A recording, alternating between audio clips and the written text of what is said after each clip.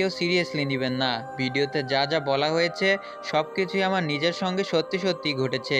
তাই আমি বলবো পুরো ভিডিওটা শেষ পর্যন্ত দেখতে থাকুন, কারণ পুরো ভিডিওটা না দেখলে আপনারা কিছুই বুঝতে পারবেন না। তো কেমন আছেন আপনারা?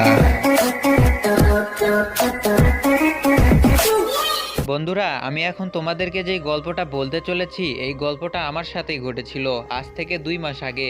আমরা প্রতিদিন বিকালবেলা একটা বট গাছের নিচে বসে থাকতাম এবং প্রতিদিন সেখানে ফ্রি ফায়ার খেলতাম। আর আমরা গ্রামে থাকি, গ্রামে ভালো নেটও পেতো না, শুধুমাত্র সেই বট গাছের নিচেই ভালো নেট পেতো। তাই আমরা সব বন্ধু মিলে সেখানে বসেই ফ্রি ফায়ার খেলতাম।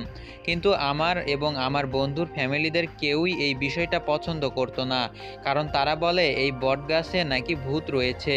কিন্তু আমাদের তো আর ফ্রি ফায়ার খেলার জায়গাও নেই যেখানে বসে ফ্রি ফায়ার খেলা যাবে এবং ভালো নেটও পাবে। তাই আমাদের ফ্যামিলি থেকে না